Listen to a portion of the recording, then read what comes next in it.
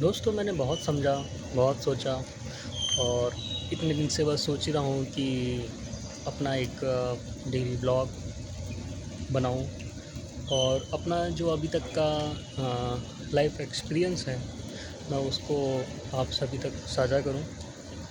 नमस्ते दोस्तों, मैं एक आईटी प्रोफेशनल हूँ। मेरी उम्र अभी बस 29 साल है। टेक्निकली देखा जाए तो मैं भी एक जेन-ज़ी हूँ। 1997 जेन-ज़ी की पहली फसल आप जेन-ज़ी भी कह सकते हैं, मिलेनियल भी कह सकते हैं, बट टेक्निकली जेन-ज़ी ही है ना? तो मैं बात करूँ तो मैं जब 12वीं में था तो मेरा बहुत मन करता था कि मैं मर्चेंट नेवी जॉइन करूँ, है ना? मैंने तैयारी भी की, मैं फॉर्म लेके आया कंपटीशन का, है ना? फॉर्म भी भरा, सबमिट भी किया। तो एक तो मर्चेंट नेवी में आपको 17 साल से पहले ही वहाँ पे जॉइन भी होना होता है ना? उसके बाद आप अगर जाना भी चाहें तो मुझे अब पता नहीं रूल्स क्या हैं। उस वक़्त 17.5 वर्ष से कम के बच्चे ही मर्चेंट नेवी में जॉइन कर सकते थे। तो मुझे फॉर्म भरने के बाद मुझे चेन्नई जाना था अपने एडमिशन के लिए, क्योंकि मुझे मरीन साइंस से बीटेक करने का बहुत ही मन था, मैं इंटरेस्टेड था। बट मेरे पिताजी, उनका मन था कि मैं टीचर बनूं, क्योंकि वो एक सरकारी जॉब में थे और मतलब हैं, अभी रिटायर हो गए हैं, पिताजी हैं। उनका मन था कि मैं टीचर बनूं। उनको लगता था कि टीचर की नौकरी थोड़ी आराम की होती है, कि आप जो भी होता है सुबह जाते हैं और 3-4 बजे तक फ्री हो जाते हैं, घर आते हैं, है ना?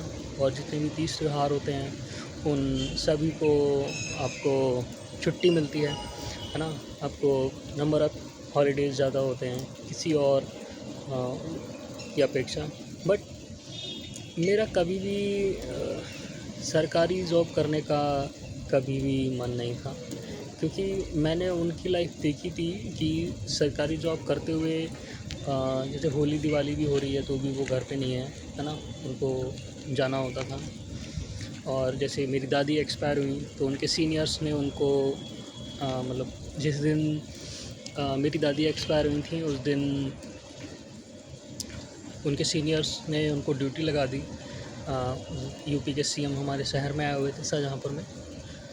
तो एक व्यक्ति जिसकी माँ एक्सपायर हुई है, उसकी माँ की डेथ को अटेंड करने के लिए, उसको जाने के लिए बहुत ही मिन्नतें करनी पड़ी। तो ये सब देख के मेरा सरकारी जॉब करने का कभी कोई मन नहीं था। लेकिन मेरे पिताजी का मन था कि मैं सरकारी जॉब करूँ, टीचर बनूँ, है ना? और उन्हीं के साथ रहूँ। मर्चेंट नेवी उन्होंने नहीं जाने दिया, क्योंकि मर्चेंट नेवी में जाने के लिए करीब आपको काफ़ी दूर तक काफ़ी लंबे समय तक घर से दूर रहना पड़ता है ना? और मैं चूँकि इकलौता बेटा हूँ उनका, तो वो सोचते थे कि अगर कुछ हुआ, इमरजेंसी हुई, तो मैं समय से घर नहीं आ पाऊँगा, है ना? तो 12वीं के बाद मैंने 2013 में बीएससी में एडमिशन लिया, है ना? क्योंकि मेरा दिमाग भी काम नहीं कर रहा था, जिसने जो कहा मैंने वो अटेंड कर लिया।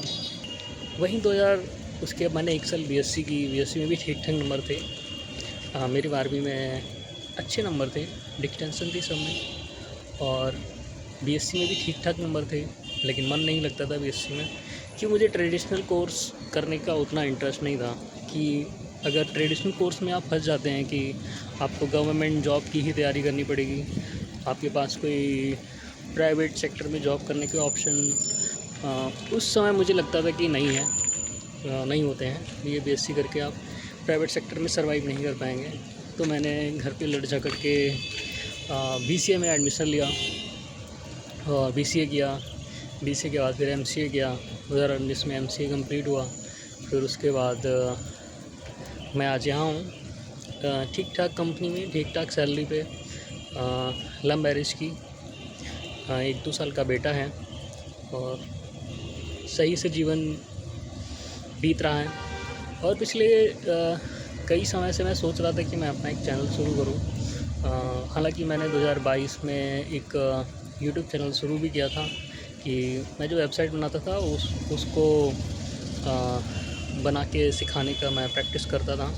बट मैंने 2-3 वीडियो डाली, उसके बाद किसी ने मुझे डिमोटिवेट कर दिया। मेरे संग में जो थे उस समय जो जानने वाले थे या मेरे जो कॉलीग थे, मैंने जिनको बताया तो उन्होंने मुझे डिमोटिवेट कर दिया। तो मैं मेरी हिम्मत नहीं हुई कि मैं और आगे वीडियो कंटिन्यू कर पाऊँ। लेकिन फिर जैसा आजकल माहौल देखते हैं कि वीडियो कंटेंट क्रिएशन का ज़माना है, आप अपने आप को शेयर कर सकते हो, अपनी फीलिंग को ज़ाहिर कर सकते हो, आपका जो लाइफ एक्सपीरियंस है आप उसको साझा करके किसी और की हेल्प भी कर सकते हो। तो इसलिए मैं यहाँ हूँ। मुझे पता नहीं कि मैं क्या बोलूँ, क्या करूँ, है ना। मैं ट्राई करूँगा कि मैं डेली एक ऐसे ही लाइफ एक्सपीरियंस बेस्ड वीडियो आप सभी के साथ साझा करूँ। और मैं डेली रूटीन अगर मैं ब्लॉग टाइप में कुछ बनाऊँ और आप सब तक पहुँचाने का कोशिश करूँ। मैंने इस साल मार्च में एक चैनल शुरू किया था, फैक्ट आजकल। वो चल रहा है, लेकिन बीच में गैप हो जाता है, वीडियो डालने का मौका नहीं मिलता, काम का प्रेशर रहता है और छोटा बच्चा होता है तो और भी परेशानियाँ होती हैं।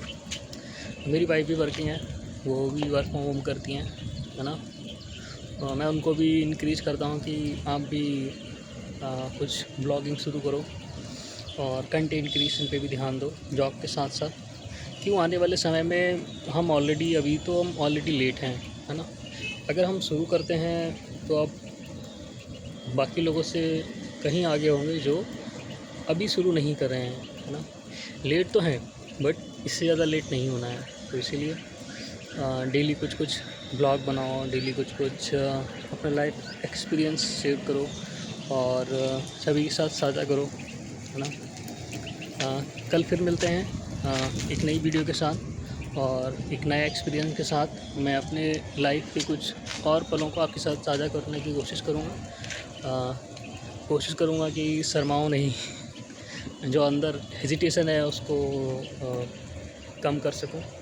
तब तक के लिए जय हिंद दोस्तों।